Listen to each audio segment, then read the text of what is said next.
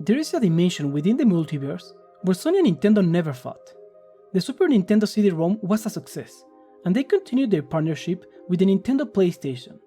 This meant Nintendo never designed a controller specifically for Mario 64. But thanks to Rick, an 8BitDo employee from the Area 7G, we have a small sample from that world, with the official controller of the Switch Station 5.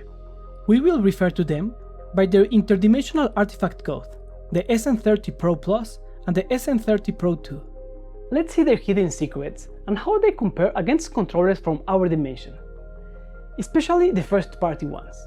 Welcome back, I'm Claudio, and this is Zero to Tech.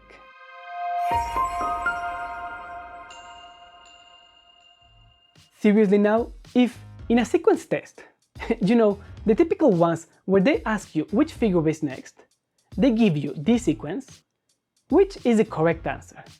Because this 64 controller, it's not the evolution from the Super Nintendos, but the PlayStation 1 and all those that follow are. And the reason is simple. When Sony and Nintendo were designing the CD-ROM for the Super Famicom, they were going to use the SNES controller. But after the corporate egos killed the project, Sony would use what they learned and launch their own console, and the controller would look like this. But if that fight never happened, it is easy to think that this will be the controller we will have right now, the 8BitDo SN30 Pro Plus and the SN30 Pro 2, a modern interpretation of the Super Nintendo controller. The SN30 Pro 2 is an updated version of the Pro Plus, so we're going to see both to understand what has changed, and if it's worth buying one or the other, since both are still on the market. To open the box, you first take it out of the sleeve, and then, with a lot of patience for physics to do their job. Then finally, we can see the two controllers. They are protected by small plastic on the front buttons, and when we get the controller out, we can also see the documentation and the USB-C cable, which is rather short. The color also changes depending on the edition, but as you can see, both boxes are identical. You can get the Pro Plus in Switch, Super Nintendo and Game Boy versions, and the Pro 2 has Switch, Grey and Game Boy versions. Enough color for all tastes. The design is simple to describe. Imagine a cross between the Super Nintendo and the PlayStation controller. Even the Pro 2 Grey version has the buttons colors that remind us of Sony's. It would have been great if they used the same positions. Another way to describe it is as a Super Nintendo controller, but with analog sticks and handles that make it more comfortable and modern. These controllers are part of the SN30 series, and although it looks like an SN30 Pro with handles, it has much more to offer. The sticks are below and centered, like in any PlayStation controller from the DualShock onwards. The front buttons have the typical Nintendo BAXY layout, and the placement is identical to that of the Super Nintendo controller, just a little higher to make room for the sticks and the extra buttons. In fact, the front buttons of the SN edition are just like those of the Super Nintendo, with some concave and other convex, but it's a specific detail of this edition. Those of the Pro 2 are all convex. They have a small travel and very good feel when pressed. In the center we have the select and start buttons, and the two additional ones, and below the D-pad, with the start symbol, another one used for the turbo function, and another one below the front buttons with the 8BitDo logo, which has the menu function. The Pro 2 has an additional button to switch between different profiles. Below we have 4 LEDs to show the current protocol and connection status, and above the pair button and the USB-C port that can be used for connection and charge. Also, an LED that lights up when connected. Then we have the R and L buttons, identical in size and feel to the Super Nintendo controller, and R2 and L2, which, unlike the SN30 Pro, are analog and feel very good. The travel is very smooth without friction or any mechanical sensation, a little less than the Xbox, identical to the PlayStation 4 controller but a bit smoother. On the back, we have the biggest difference between both. While the original only has the battery cover, the Pro 2 has 2 additional programmable buttons, and a switch to change the protocol. Finally, both the D-pads are identical to the one of the Super Nintendo. Just like the buttons, small travel and excellent tactile feel. And from 8BitDo's experience in this area, we can expect it to work flawlessly. When it comes to the plastic, the Pro 2 is softer than the Pro Plus, but it's a bit hard to tell by the naked eye.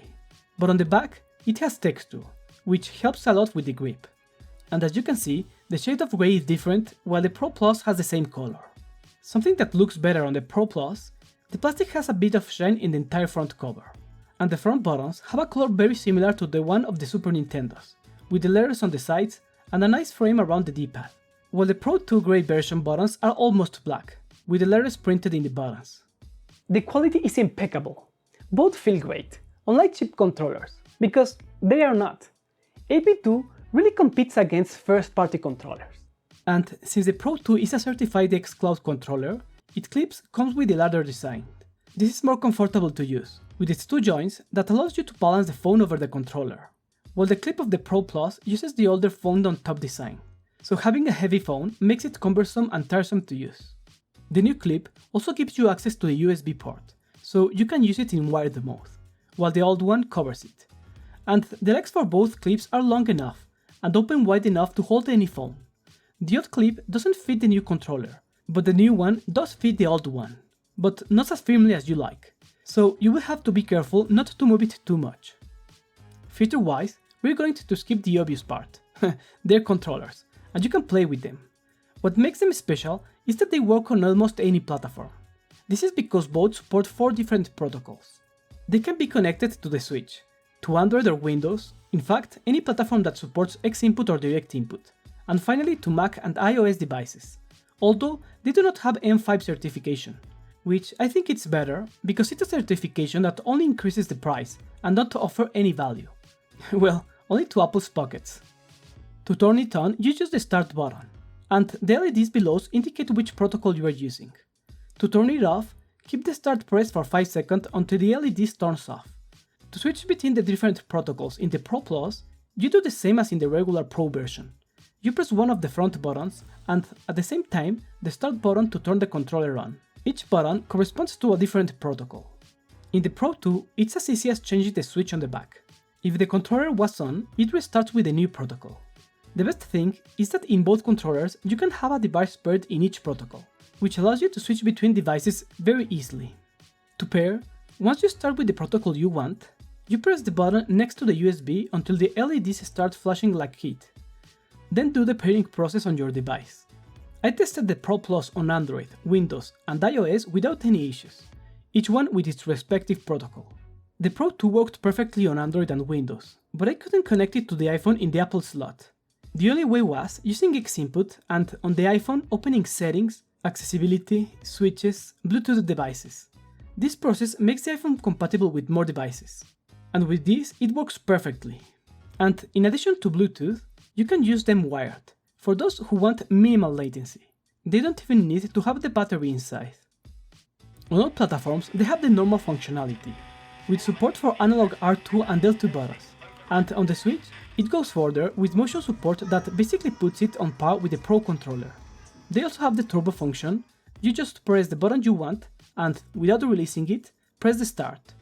Now every time you press that button it will work in turbo mode, and the LEDs around the home button blinks. To stop it, do the same steps. As a detail, this does not work in Switch, where the button works for screenshot. Both controllers support the 8BitDo Ultimate software application. It lets you update the firmware and allows you to change almost everything on the controller, like the button's positions, the sensitivity and travel of the analog sticks and buttons, and the vibration strength. It also allows you to create macros and assign them to specific buttons. All these changes are saved directly to the controller. With the Pro Plus, any changes you make will apply to all platforms. And it's funny, because while the Pro Plus can only be changed on Windows or Mac, the Pro 2 also has apps for Android and iOS. Connecting it to the app on iOS and Android doesn't even require you to have it paired. You just open the app and it detects it. And this is where the Pro 2 starts to shine. Not only does it allow you to make all the changes that you can make with the Pro Plus, but you can also save them in 3 different profiles, in addition to the main one.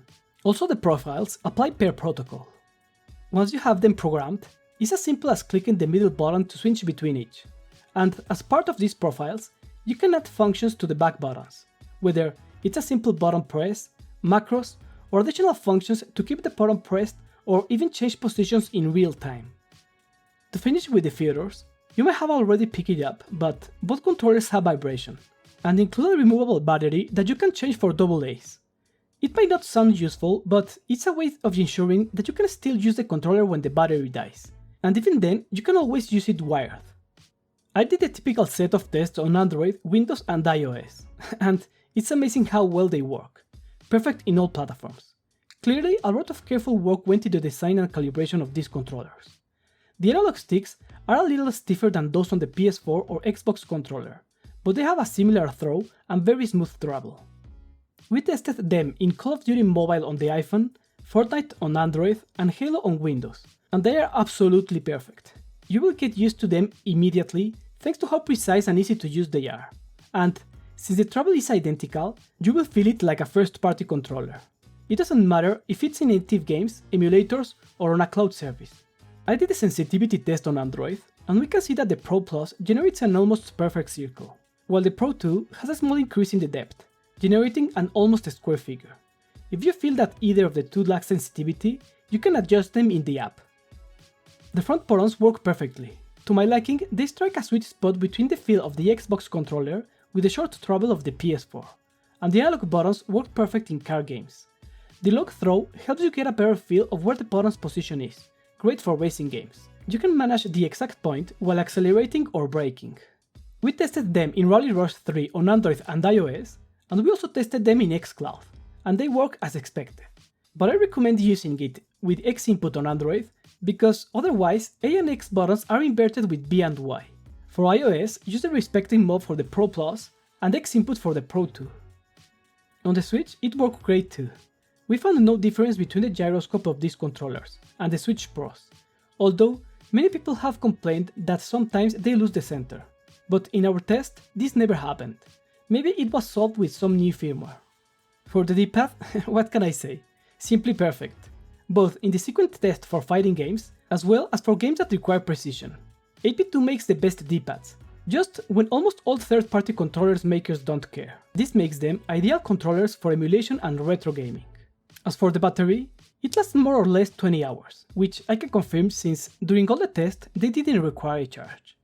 And we are now adding latency tests to the reviews. We're using the Mister project and the process made available by Parkshop and Lemonichi. The blue columns indicate the average latency. Of course, lower is better, but we also added the orange column with the standard deviation for each controller. This gives us an idea of how constant the latency is. And connected by USB, both controllers are almost the same, but the Bluetooth stack on the Pro 2 is clearly newer. On Amazon, both are priced at $50, but it's easy to get the Pro Plus with discounts of up to $10, which, if you don't need any of the extra features, it's worth the savings. They are also easy to get on AliExpress, often with significant discounts. Truth be told, these are easily two of the most complete controllers you can get for the price. Both are top-notch. If you are looking for an excellent controller for Android, Windows, Mac, iOS, or any emulation system on Linux, these two are great. Also for the Switch, it's better than the Pro controller. The only difference is that they don't have the Amiibo reader. But if you're looking for a controller with even better sticks, maybe Hall effect technology, then you want to check the GoodLiquid King Kong Pro 2. Check this video to find if it's better. Don't forget to like and subscribe. And remember, retro games, modern technology, zero to tech.